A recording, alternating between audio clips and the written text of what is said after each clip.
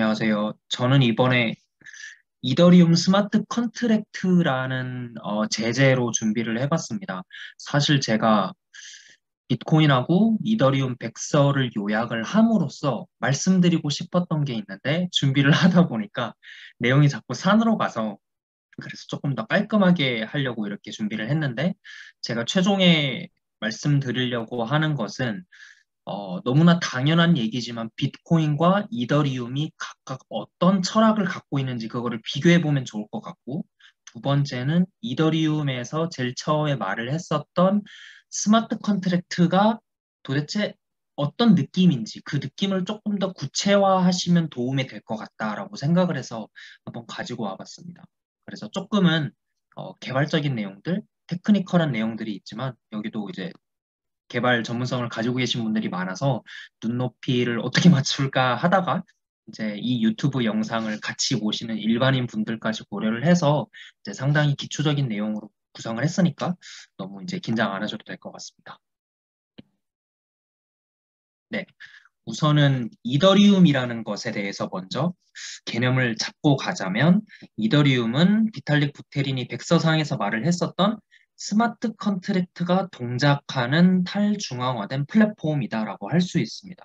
그래서 스마트 컨트랙트라는 것은 제3자의 개입 없이 프로그래밍 된 대로 의도된 대로 정확히 동작하는 프로그램을 이제 의미한다고 할 수 있는데 그 스마트 컨트랙트가 동작하는 플랫폼이다라고 할 수 있습니다. 그래서 이 이더리움의 개념에서 가장 중요한 핵심적인 개념이 또 스마트 컨트랙트니까 스마트 컨트랙트라는 개념을 한 번 더 또 뎁스를 넣어봤습니다. 그래서 스마트 컨트랙트라는 것은 많은 분들께서 이미 아시다시피 블록체인 기반으로 이제 여러 가지 계약들을 체결하고 이행하는 어떤 뭐 환경, 뭐 아니면 그 컨트랙트 개별적인 것들, 그런 것들을 이제 의미한다고 할 수 있습니다.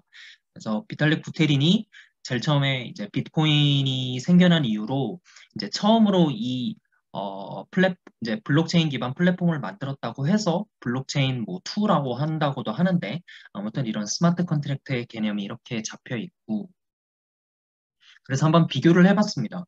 그래서 왼편에 있는 그림은 전통적인 방식의 계약 체결 방식, 오른편은 스마트 컨트랙트 기반 체결 방식인데 너무 복잡한 내용은 이제 뭐 안 보셔도 될 것 같고 딱 차이점만 말씀드리면 왼편의 전통적인 방식으로 계약을 체결하고 이행하는 거에 대해서는 이제 눈동자가 표시된 것을 보시면 그 눈동자가 어떤 신뢰 주체 혹은 중개 기관 제3자라고 할 수 있는데 양 당사자 간에 예를 들어 여기는 이제 자동차 이전 관련된 계약인데 두 당사자가 이제 이 계약을 체결하는 당시에 대해서는 서로 이제 뭐 구두 약속을 했지만 추후에 누가 이제 배신을 할 수 있는 나 그런 말을 한 적 없다라는 그런 이제 오리발을 내밀 수도 있기 때문에 딱 신뢰를 담보해 줄 수 있는 그 중개 기관이 존재를 하고 그 중개 기관이 같이 개입된 상태에서 계약을 체결하고 이행할 수 있도록 보장을 해준다라는 그런 방식이라고 할 수 있습니다. 하지만 오른편에서 스마트 컨트랙트에서는 그 제3자가 빠지고 이제는 이제 이더리움부터 시작된 이 블록체인 네트워크 상에서 계약이 배포되고 실행되는 그래서 프로그래밍 된 대로 자동적으로 이렇게 계약이 실행될 수 있게끔 해주는 그런 하나의 플랫폼 역할을 해주게 된다라고 할 수 있습니다.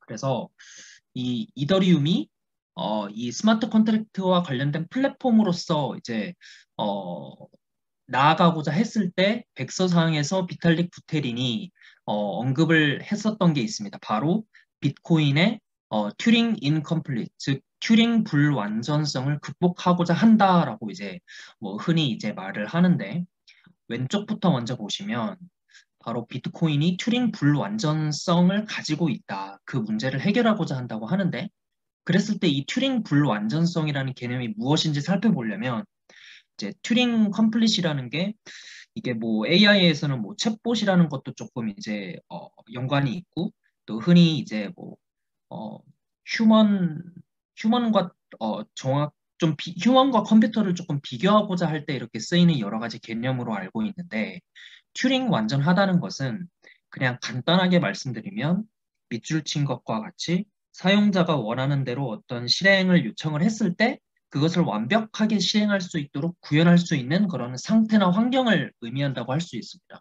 그래서 예를 들어 지금 제 머릿속으로 아무거나 이제 상상을 해봤을 때, 만약에 지금 불파스 줌 미팅 안에서 어떤 분이 채팅으로 예를 들어 유레카라는 말씀을 하셨을 때 이제 제가 자동적으로 유레카 외치셨나요? 어떤 것인가요? 라고 이렇게 자동으로 응답을 만들 수 있는 프로그램을 만들고 싶다라고 했을 때, 그런 제 머릿속으로 상상한 프로그램을 곧이곧대로 만들 수 있는 어떤 개발 환경, 그 환경이 구축이 된다면 이제 상상할 수 있는 모든 것들을 이제 개발을 할 수 있는 환경, 그 자체를 튜링 완전한 환경이다라고 할 수 있을 것입니다.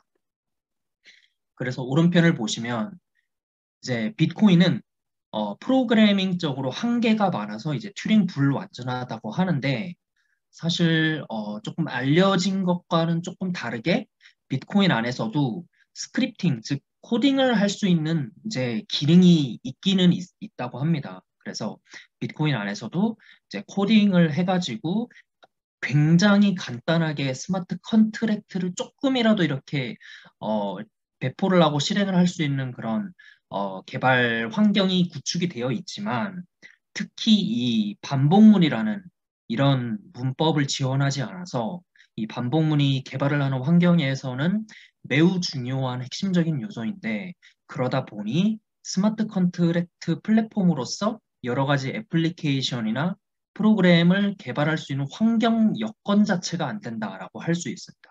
그래서 이더리움이 바로 이 비트코인의 어, 튜링 불완전한 어떤 프로그래밍적 문제점을 극복하고자 튜링 완전한 그런 개발 환경을 구축하도록 이제 개선을 한 그런 결과물이다라고 할 수 있습니다. 자, 그러면 이제 비트코인하고 이더리움 간의 어떤 차이점에 대해서 살짝 알아봤으니까, 이제 이더리움에서 흔히 이제 많이 다뤄지는 네 가지 개발적인 요소에 대해서 말씀드리고자 합니다. 그래서 네 가지가 이제 EVM, 스마트 컨트랙트, 솔리디티, 월드 컴퓨터 등이 적혀 있는데, 솔리디티부터 먼저 보시면, 솔리디티라는 것은 스마트 컨트랙트를 이제 프로그래밍 언어로 작성을 해서 이렇게 이제 만들어야 되는데, 그 솔리디티는 뭐 자바스크립트나 파이썬 같은 이제 프로그래밍 언어지만 바로 이더리움의 스마트 컨트랙트에 특화된 프로그래밍 언어라고 할 수 있습니다. 마치 여기서는 이제 각 프로그래밍 된 그 코드를 이제 실행을 했을 때 가스피를 계산해 줄 수 있는 그런 어떤 환경도 솔리디티 안에 구축이 되어 있고, 아무튼 솔리디티로 결국 스마트 컨트랙트를 작성한다라고 할 수 있고요. 그리고 바로 위에 있는 스마트 컨트랙트는 바로 아래서 말씀드린 것과 마찬가지로 솔리디티를 통해서 항상 프로그래밍 된 코드로 구현이 되어 있다라고 할 수 있습니다.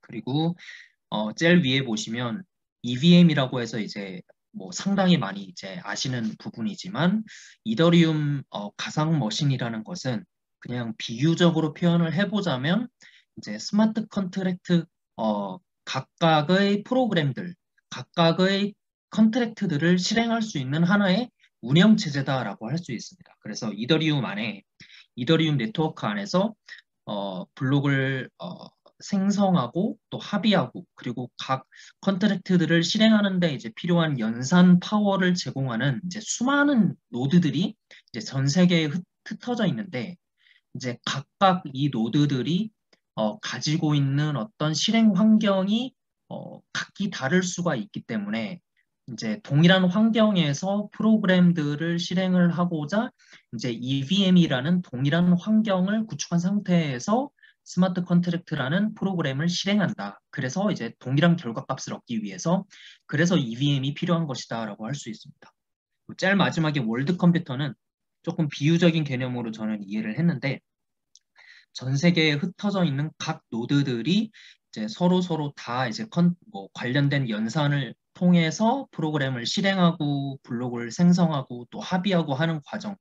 그 자체가 마치 전 세계에 흩어져 있는 노드들이 다 이제 분산돼서 이렇게 같이 연산을 한다라고 해서 이제 그거를 하나의 통합체인 월드 컴퓨터다라고 이렇게 비유적으로 총칭하는 것으로 이해를 했습니다.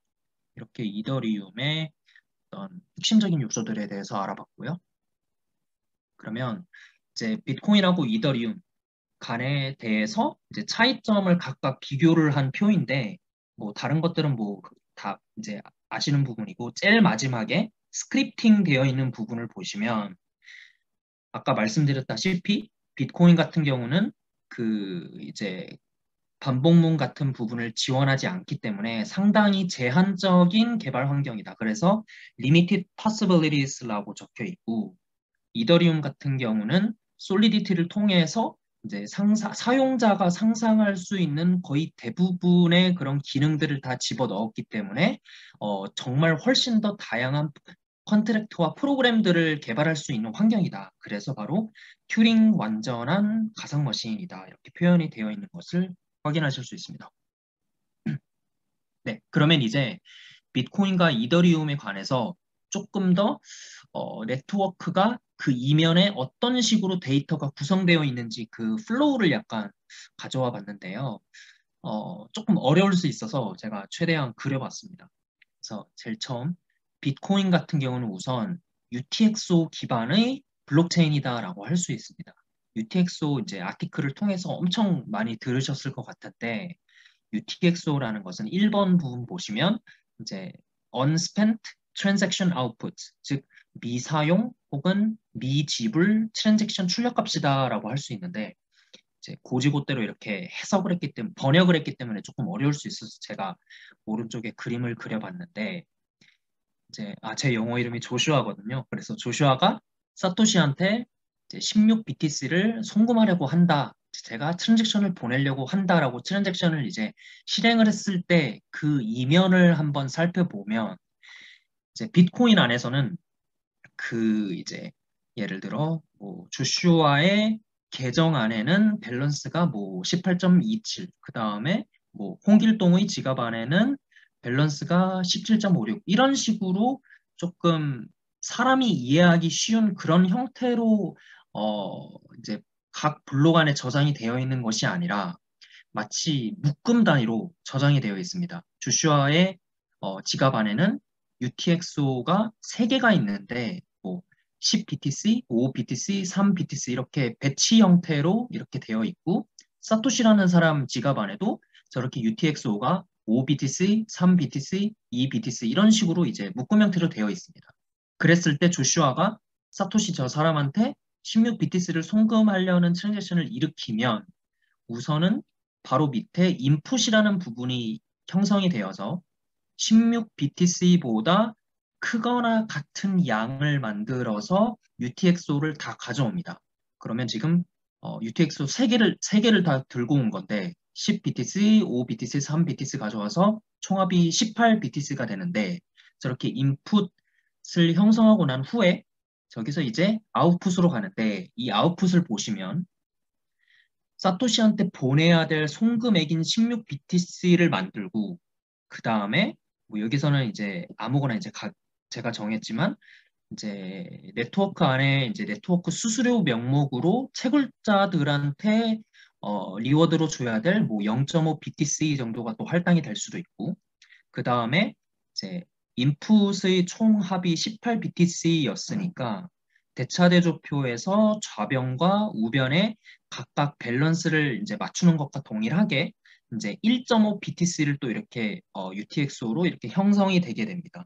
그랬을 때 16 BTC는 사토시한테 스펜트, 즉 지불되고 그 다음에 0.5 BTC는 마이너들한테 스펜트, 즉 지불되는데 1.5 BTC 같은 경우는 이 16 BTC 송금액보다 조금 더 많은 값을 들고 왔기 때문에 남은 차액일 것입니다. 그 차액이기 때문에 이거는 지불되지 않고 다시 조슈아의 UTXO로 다시 이제 백하게 되는 그런 언스펜트 개념이다라고 볼 수 있습니다. 그래서 이제 송금하게 된 이제 결과를 보면 조슈아한테는 UTXO 1.5 BTC 딱 한 개가 남은 상태가 됐고 사토시한테는 이제 16BTC의 UTXO 하나가 더 추가된 형태가 된 것을 확인하실 수 있습니다. 그래서 이 송금하게 된 이 트랜잭션 지금 하나의 사례만 제가 들고 왔지만 이게 과거부터 무수히 많게 쭉쭉쭉 계속 생기다 보면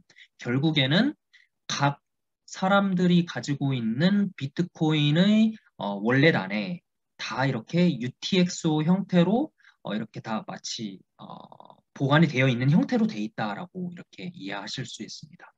이게 비트코인의 어떤 내부적인 어떤 이제 데이터가 어떻게 이렇게 이면에 이제 이동이 되는지 그 플로우를 한번 살펴보셨고요. 하지만 이더리움은 조금 다릅니다.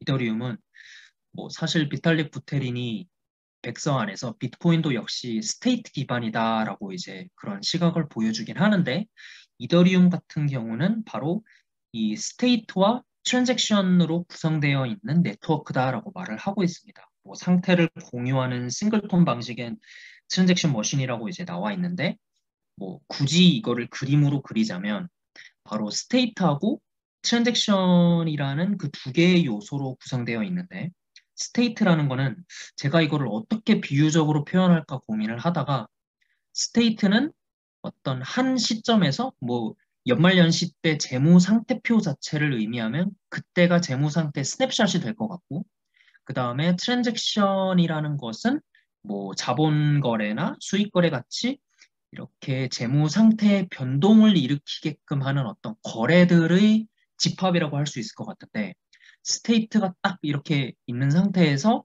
각각의 트랜잭션들로 인해서 스테이트가 변동된다라고 할 수 있을 것 같습니다. 간단히 비유를 제가 하단에다가 해봤는데 스테이트 100번째에서는 저렇게 뭐 변수에 저렇게 천재, 부자, 미국 대통령이라고 저렇게 저장이 된 상태로 스냅샷이 찍혀져 있었는데 트랜잭션으로 저거를 저렇게 바꿔줘라는 트랜잭션을 일으키니까 스테이트가 변동을 해서 101번째 스테이트가 되니까 저런 식으로 변수에 입력되었던 값들이 저렇게 변동한다라고 할 수 있을 것 같습니다. 그래서 정리를 이렇게 또 이제 쟁글 안에서 또 잘 표현이 돼 있길래 가져왔는데 결국에는 비트코인과 이더리움 모두 스테이트와 트랜잭션 방식으로 된 어떤 모델로 이제 보고 있지만 비트코인 같은 경우는 각 사용자 지갑이 UTXO들의 이제 집합 형태로 되어 있어서 그런 식으로 뭔가 구성이 되어 있다면 이더리움 같은 경우는 어카운트 밸런스 모델이라고 해서 저렇게 UTXO라는 조금 일반인들이 알기 조금 어려운 복잡한 방식이 아닌 단순히 A 지갑 밸런스 12더, B 지갑 밸런스는 7.5이더 이런 식으로 조금 이제 사람 친화적인 그런 방식으로 이제 표현이 되어 있다라고 할 수 있습니다. 네. 그러면 여기까지 이제 다시 비트코인하고 이더리움 간의 어떤 데이터 모델 차이였고 이제는 이더리움으로 다시 조금 더 복잡하게 들어가 보면 이더리움에 아까 말씀드렸던 그 스테이트 안에는 기본적으로 이제 많이 포함이 되어 있는 부분들 중에 한 가지 중요한 요소가 바로 어카운트입니다.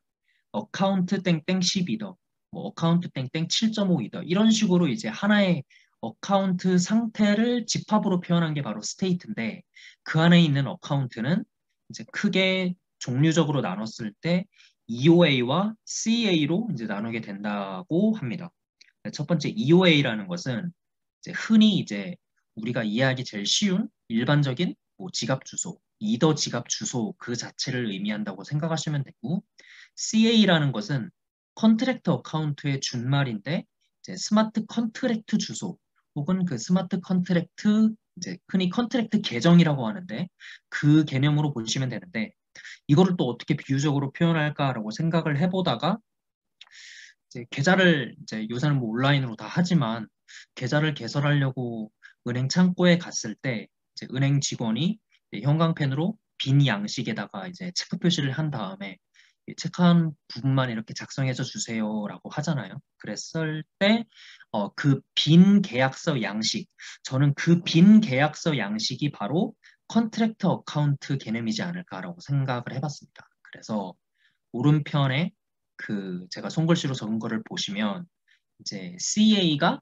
저렇게 이름 땡땡, 데이트 땡땡, 그다음에 대출 금액 땡땡 이렇게 적혀져 있는 빈 양식인데 트랜잭션에 저 컨트랙트 빈 양식 안에 입력이 되어야 될 데이터를 어, 다 적은 다음에 그 데이터가 포함된 형태로 트랜잭션을 어카운트 그 컨트랙트 어카운트를 향해서 실행하게 되면 바로 해당 컨트랙트가 실행이 된다라고 그런 식으로 뭔가 구조 파이프라인이 있었던 것으로 이해를 했습니다.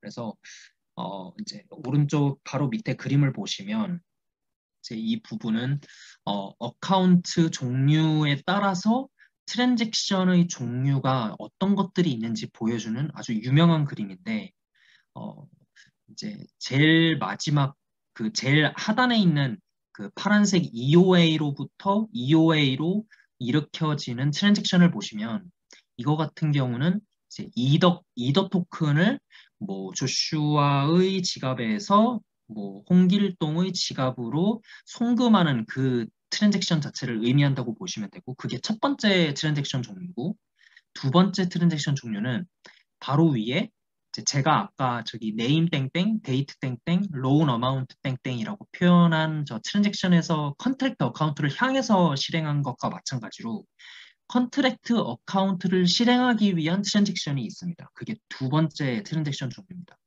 그리고 마지막은 이제 이거는 조금 이제 잘 평소에는 보지 못하는 걸 수도 있는데 컨트랙트 어카운트에서 실행하게 되는 인터널 트랜잭션도 있습니다. 이게 세 번째 종류인데 이제 이 인터널 트랜잭션이라는 것은 컨트랙트 어카운트가 자체적으로 실행하는 트랜잭션이 아니라 이 EOA라는 이 EOA로부터 컨트랙트 어카운트가 실행되었을 때 그거에 따라서 반작용으로 또 수동적으로 실행되게 되는 그 형태의 또 인터널 트랜잭션이다라고 할 수도 있습니다. 그래서 이 인터널 트랜잭션이 또 세 번째 트랜잭션 종류다라고 하시면 생각하시면 좋을 것 같습니다. 그래서 한번 실습을 해봤습니다. 두 가지 형태로 제가 실습을 해봤는데 첫 번째는 스마트 컨트랙트를 만들기, 그 빈 계약서 양식, 이제 속된 말로 그 왁구를 만들기가 있고 그 다음에 그 만들어진 왁구가 이제 딱 네트워크 안에 올라가 있으면 그 올라가 있는 빈 양식의 컨트랙트 데이터를 메꿔서 실행하기라는 두 가지를 해봤는데요. 그래서 이제 두 가지를 이제 순차적으로 이제 보여드리겠습니다. 첫 번째는 스마트 컨트랙트 만들기입니다. 빈 양식 만들기. 그래서 뭐 이런 식으로 돼 있는데 어, 코딩에 대해서는 낱낱이 말씀 안 드리겠지만 뭐 메시지라는 이름의 컨트랙트를 제가 만들었고 이 안에는 뭐 변수도 뭐 지정이 되어 있고 또 펑션이라는 이제 여러 가지 간단한 함수들도 포함된 마치 빈 계약서 양식이다라고 할 수 있습니다. 이런 것들을 제가 이제 뭐 리믹스라는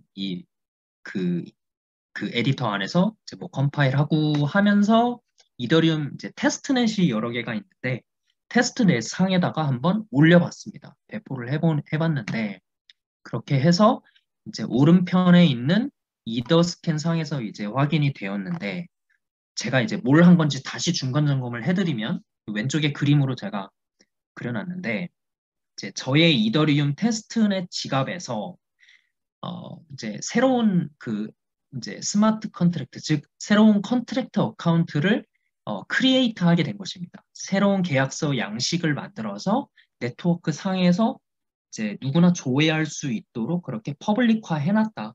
그렇게 해놓은 것이라고 할 수 있습니다. 그게 제가 이제 첫 번째 계약서를 만든 것이고, 그다음 두 번째 그 만들어진 계약서에 제가 데이터를 조금 입력을 해서 실행을 해봤습니다. 실행을 해보니까 우선은 제가 지금 하려는 것은 다시 중간 점검해드리면 제 개인 이더 지갑 주소인 이 EOA로부터 컨트랙트 어카운트를 실행하는 트랜잭션을 발생시키고자 하는 것입니다. 그걸 발생을 하려고 해봤는데 이제 이 왼쪽 그림 중간에 보시면 블록체인 파헤치는 스터디 6기 뭐 이렇게 적어놨는데 저렇게 메시지를 적고 저거를 이제 네트워크 상에서 이제 이더리움이 테스트넷이 망하지만 않는다면 이제 누구나 지울 수 없는 형태로 저렇게 적히게 되었습니다. 그거를 한번 트랜잭션으로 컨트랙트를 실행을 했는데 이제 쭉 보니까 이게 트랜잭션 결과를 이더 스캔해서 이제 보실 수 있는 건데 뭐 이 그림 자체가 중요한 게 아니라 조금 더 밑에 조금 내려가 보면 어떤 데이터를 입력했는지 여기 나옵니다. 그래서 이더 스캔 안에서 블록체인 파헤치는 스터디 6기라고 어, 이렇게 확인하실 수 있는 상태가 된 것입니다. 그래서 여기까지가 제가 이제 조금 이제 중구난방식으로 좀 가지치기를 쳤지만 제가 제일 말씀드리고 싶었던 부분이 있습니다. 조금 이제 많이 이렇게 길을 돌아왔지만 첫 번째는 비트코인하고 이더리움은 둘 다 탈중앙화를 추구하고자 한 플랫폼으로서 이제 시작을 했지만 두 플랫폼 간의 어떤 철학의 방향이 다르다라고 생각을 했는데 비트코인은 백서상에 적혀져 있는 것처럼 뭐 P2P 자금 거래, 뭐 결제, 송금 그런 기능을 위한 탈중앙화 플랫폼을 추구했기 때문에 이 비트코인 스크립트 안에서는 이 프로그램을 이제 마치 그 튜링 완전한 형태로 상상하는 그 고지 곧대로 작성하기 위한 그런 기능은 이제 탑재를 안 했고 왜냐면 그렇게 반복문이라는 부분을 많이 탑재를 해버리면 오히려 자금 거래나 송금이나 결제 같이 좀 신속성이 중시되는 그런 철학에 방해가 되는 부분이 생길 것이다라고 했기 때문에 그렇게 빠진 게 일맥상통하구나 저는 생각을 했습니다. 그렇지만 비탈릭 부테린이 이제 비트코인의 한계점에 대해서 지적을 하고 이더리움이 이제 보완을 하게 된 게 우리는 비트코인처럼 자금 거래를 위한 탈중앙화 플랫폼이 아니라 P2P 계약 그리고 누구나 자유롭게 애플리케이션을 만들고 프로그래밍을 만들어서 다른 사람들이 이용할 수 있는 그런 탈중앙화 플랫폼을 추구한다. 그래서 반복문 기능도 넣고 또 튜링 완전한 환경을 제공을 하고 그리고 반복문을 넣었지만 뭐 1에서 뭐 10억까지 계속 반복을 하는 사람들이 너도 나도 그거를 다 네트워크 상의 트래픽으로 일으킨다면 오히려 굉장히 트래픽이 과부하되어서 네트워크 자체가 멈춰질 수 있으니까 이 가스피라는 이제 그런 새로운 어떤 그런 아키텍처를 도입을 해서 그런 무한 반복 자체를 방지하고자 한 그런 어떤 기능도 넣어서 이 부분을 조금 도모하고자 했다라는 것도 뭔가 생각해 볼 수 있습니다. 이 부분이 이제 첫 번째가 제가 말씀드리고 싶은 거였고, 두 번째는 아까 말씀드렸다시피 이더리움에서 스마트 컨트랙트라는 것은 흔히 이제 컨트랙트 어카운트는 계약서의 빈 양식, 빈 폼인데 이 계약을 실행하기 위해서는 우선은 계약서 폼을 빈 양식을 만들어서 배포를 해야 되고 두 번째로서는 그 배포된 빈 양식의 트랜잭션으로 이제 작성을 하는 그 실행하는 과정이 따라야 그래야 계약이 체결이 된다라고 할 수 있습니다. 이 두 가지를 한번 말씀드리고 싶어서 조금 중구난방 이렇게 말씀드리고 싶었습니다. 그리고 이 그림은 하도 많이 나오더라고요. 그래서 이 그림을 머리 안에 집어 넣으시면 조금 더 이더 스캔을 항상 읽으시는 그런 일들이 많으실 때 조금 더 구조적으로 또 쉽게 이렇게 이해하실 수 있을 거라고 생각합니다. 네, 들어주셔서 감사합니다.